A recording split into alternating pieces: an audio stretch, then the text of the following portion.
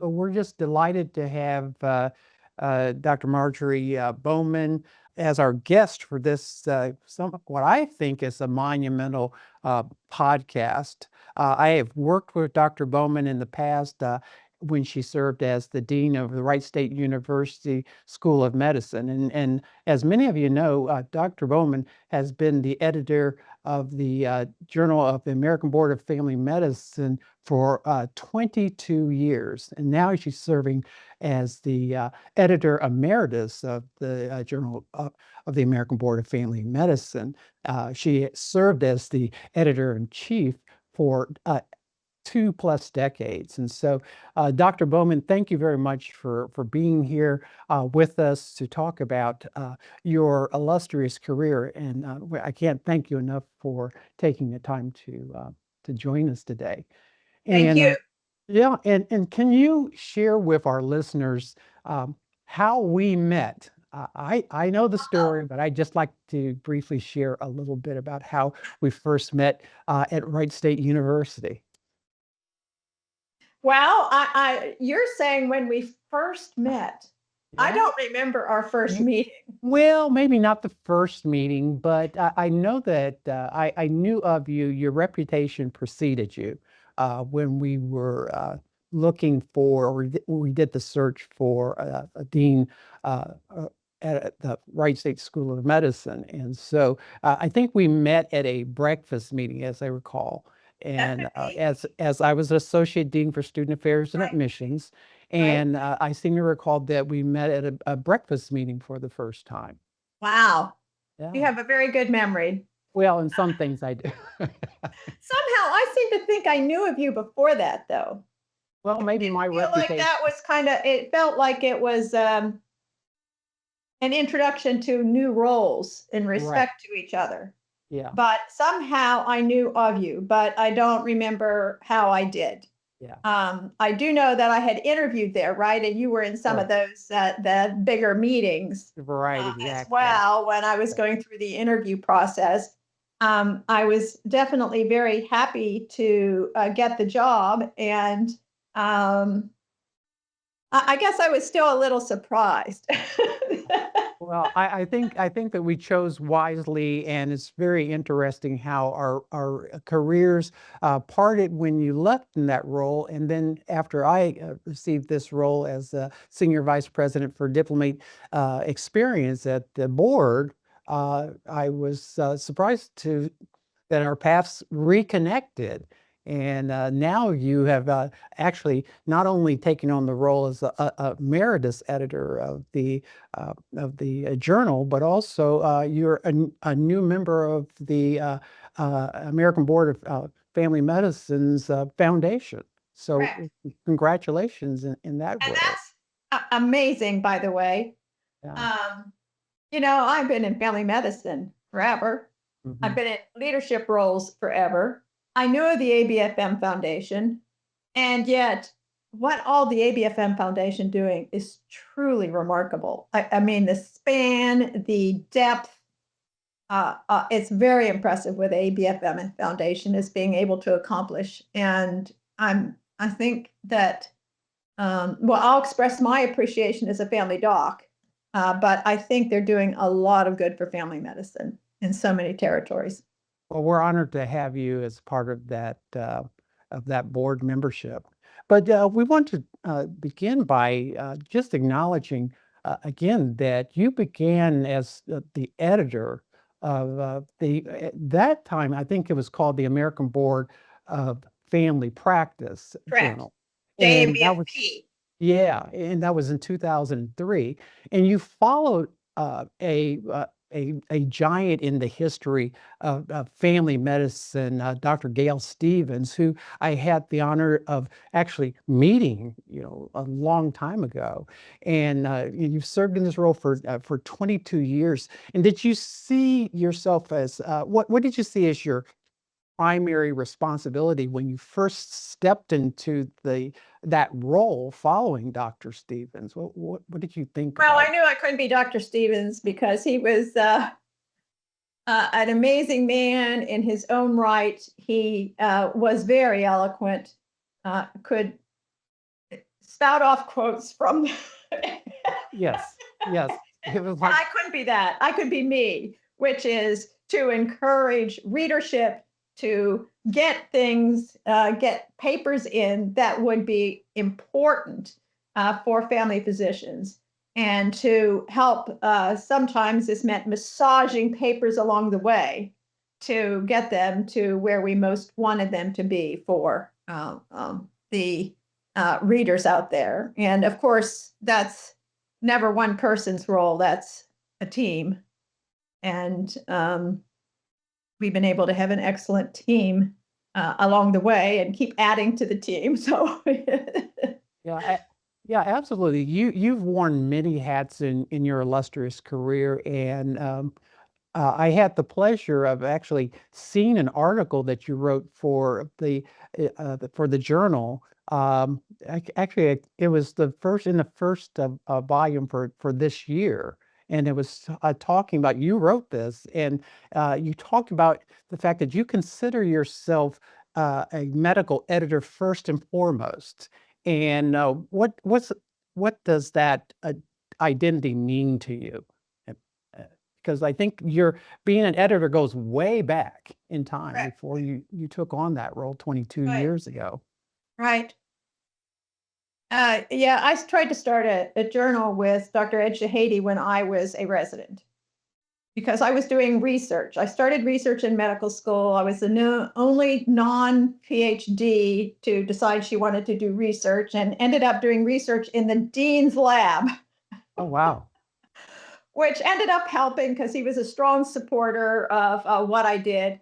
And then I did research in residency and on from there.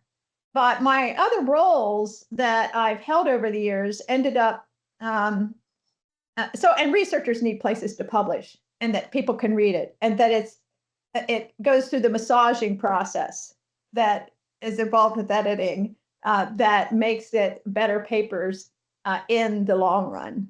And so, my experience trying to start a journal, and then I was editor of Journal of Women's Health at the same time as Wow. JBFP, by the way. Okay. And that was they came across me somehow when their former editor was leaving. So I was concurrently editor for two journals for a little while. That's a lot of work, plus your day And job. well, they played into each other. I mean, you learn um, different ideas from the other group about how they did things, right? Correct. Which was different than JBFP or JBFM necessarily. And I found that useful. And they were a for-profit entity. I definitely prefer the nonprofit, and one that's for the profession of family medicine more than just for the publishers. Yeah. Well, during that 22 years of being editor of the journal, what were some of the most significant milestones or achievements that you'd like to share with our listeners? I'll say first, the achievement was hiring Dean Seehusen. Okay. Okay, one. And finding a good qualitative editor. Mhm. And that was happenstance as well, because I had identified Dean through other interactions that he would be a good person to work with the journal. And then I separately wanted a qualitative editor, and I had my eye on someone, and when I contacted him, the interesting aspect of that was that he had just hired her. And so we came up with this mixed, where we had Christy Ledford, Dean Seehusen, and I as the main group, all of whom brought different aspects to the situation, different ways of looking at things, different knowledge bases, different networks, different ways of looking at papers, And all of that, I think, contributed substantially to our ability to do what we have accomplished with the journal. During that review of your reading your journal editorial, you emphasized that the journal's mission was to provide useful clinical research for practicing physicians. So, how do you, as editor in chief, uh, decide what's useful in this kind of rapidly changing clinical environment that we live in? I mean, from things that patients hear from Dr. Google and things that they see on the news and social media. How do you choose what's useful and what's relevant? Well, there's a certain level at which I choose, right? Which is a paper first shows up and I make a determination whether we're going to review it. Okay. Right? So sometimes that's super obvious and sometimes it's not. But after a certain point, I let the reviewers tell me. So it's a joint process. It's not just an editor deciding, it's an editor deciding with reviewers. Okay. And we ask for a bunch of reviewers and always search to get about 3 who will do the review. And we try to collect people who have enough interest in the topic, but who understand family medicine overall in terms of who we have review papers. So I don't choose by myself, except to exclude some that don't make sense. We do get some wild ones, so. Oh, I can imagine. Yeah. Often from other countries. We don't get a lot of submissions from other countries. And some of them turn out to be okay, but their reject rate is pretty high for papers coming from outside of the US, often not from actually other English speaking countries. So those are relatively easy. But sometimes they show us stuff like from the Netherlands. Netherlands has an amazing system. So if they have an amazing system, very reliant on family docs, they sometimes will send us very interesting articles. Our goal is useful clinical information for family physicians, and that can involve things like how do you do it? Right. So some of that can be called quotes practice management or that aspect. But then there's also the very clinical side, and then there's some stuff, but not much, that's kind of like on the legal or legislative or policy side about what influences the care family physicians can provide. Yeah, and you emphasize the fact that not all of the articles that are submitted are useful, even though there's so much that we see as healthcare professionals and our patients come into us having searched the internet, spoken to Dr. Google, and all those things. And so, how do you really decide what is useful and what's not useful from a clinical standpoint? Well, I would say that, first of all, we use reviewers, right? And I have a deputy editor, associate editors. It's a team effort and figuring out. In fact, we review weekly what papers have come in, and people can look at the different papers and help decide whether or not we're going to get them reviewed and how important we see them to the field. So it's not just a solo decision, except when they're really out in left field, like how does some other country do something that would make no sense in the US? So some we reject out of hand as editors, but otherwise we do weekly with the editorial team. We review all the paper. Everybody can see what papers came in. You can look at all of them. And we kind of summarize which ones do we need to talk about, which Mhm. ones we are planning to automatically reject. And then, so some are obvious one way or another, and then others are, is this important? Do we need to, how we need to approach it? So it's never, it's kind of an individual, like I can say, I think it should be rejected Right, and give a right. reason. You have the right as editor to say, "No, we're not going Yeah, there." but I'm not going to just, they show up on a list and every week we review them and make sure people have general agreement with the decisions the editors are making. Yeah. The other thing is I find very interesting is that the journal has always been published free of charge. We can read as diplomates, as family physicians, we can read this free of charge. Why was that principle so important for you? It predates me, but it is important because family docs aren't a rich group. We can afford to provide that information for them. It means people don't have to pay also to have their articles published, which is again very important for family docs. And that helps both internally in the US for American family physicians, but it also means it's open to the world and others can learn from what America is learning in terms of how and what to do in family medicine and for our patients. And since it is of no cost to family physicians, does that in any way influence your editorial decisions? No. No, Okay. I mean, I think it makes the journal more important and helpful for family physicians. But our decisions are based on essentially a group decision. So every week we review. I'm thinking this should be rejected, this should be rejected, this should be reviewed.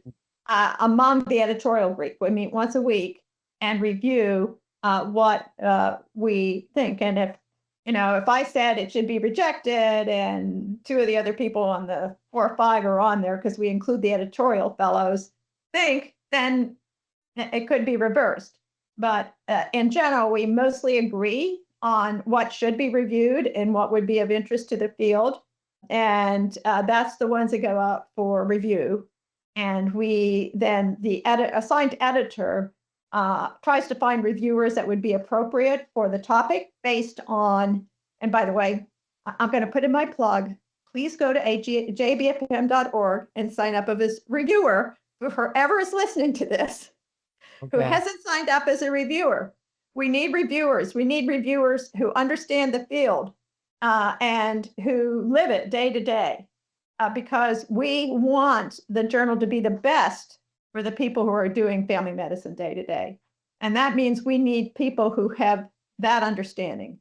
We also need people who have the understanding of how to do the research, because that's not necessarily the forte of a practicing family doc.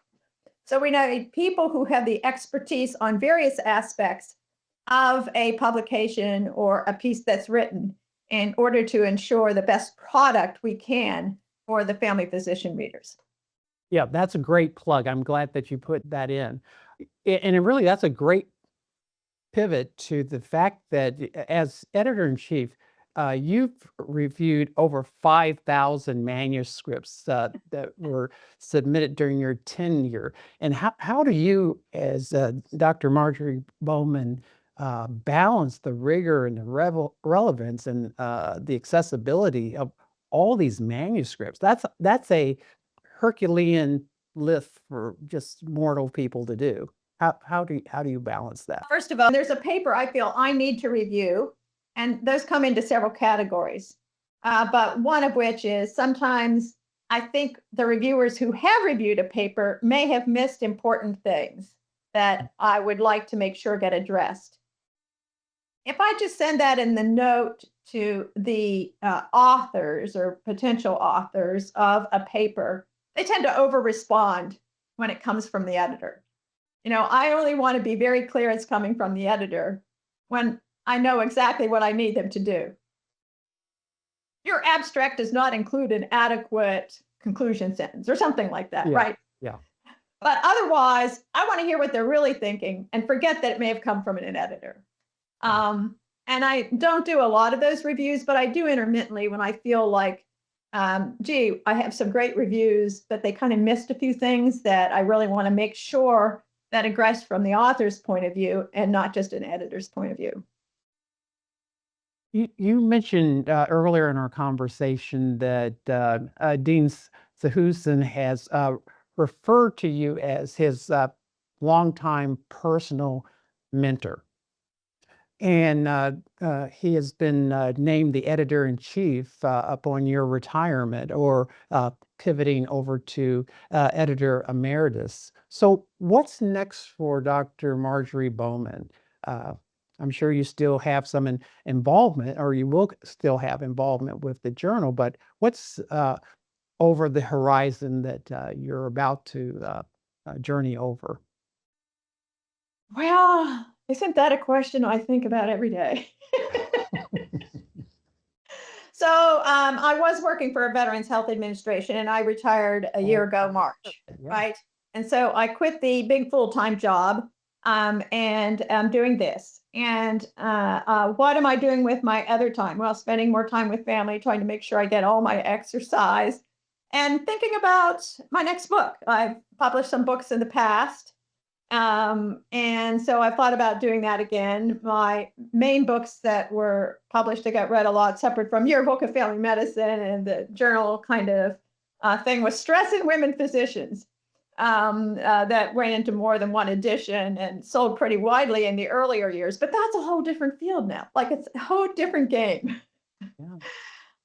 So I'm still thinking about what I could do in terms of maybe a book or other writings as reflections around maybe what the changes have implied and where are we missing aspects that could be more.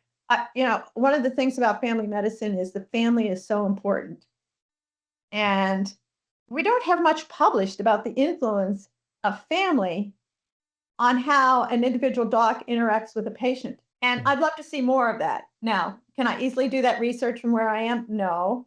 But I think about that in terms of my own family and things that have occurred, that having a family member present or presenting information to the doc or seeing the same doc, how many times in practice, Gary, have you been seeing, let's say, a couple?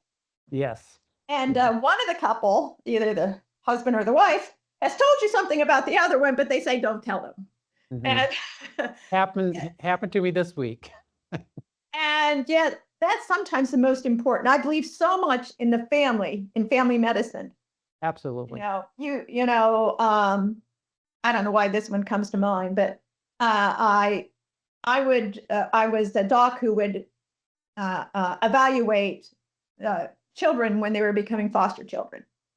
Now, my family as a child, I had volunteered at a home for kids without parents. And then said to my parents, why don't we become foster parents? So I got foster brothers and sisters.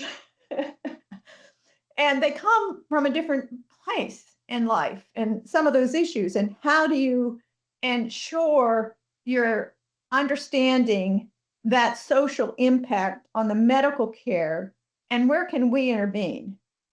And knowing the family and the people around patients often influences care. I suspect you can come up with, the wife will tell you one thing. Right. I'll say that is more often the case than husband tells you something, but some other family member tells you something, or you walk in a room and something's not right. Yes. And you recognize that. And you recognize that because you've seen him before, usually, because you have some understanding of what's happening in that family. And we can't always figure out the answers because many of them may be social or other things. But our recognition of it, are saying something that or asking a question that helps that family unit figure out more clearly how they can help their own health care. I think that's one of the keys in family medicine. I think what you've just articulated is the fact that you are not unlike Dr. Gail Stevens. You hold a wealth of knowledge and wisdom about the intellectual uh, value of the specialty of family medicine, taking care of not just parts of people, but all of people and all of the family unit. And so that philosophy is something that you have a obvious talent with words and publishing and editing that will leave a legacy. Well, I'll say thank Not you for that compliment.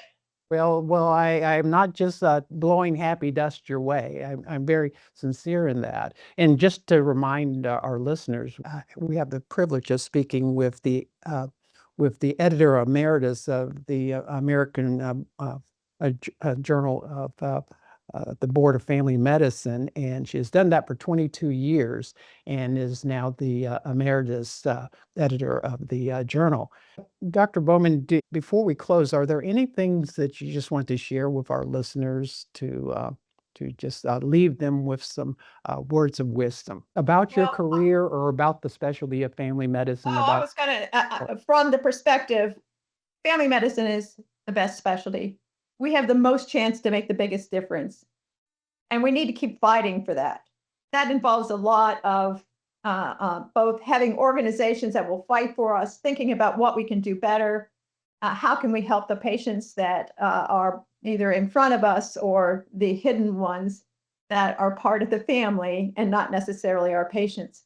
Population health fits into family medicine very nicely. Like, how can we affect the community and not just the person and not just the family unit? It's the most,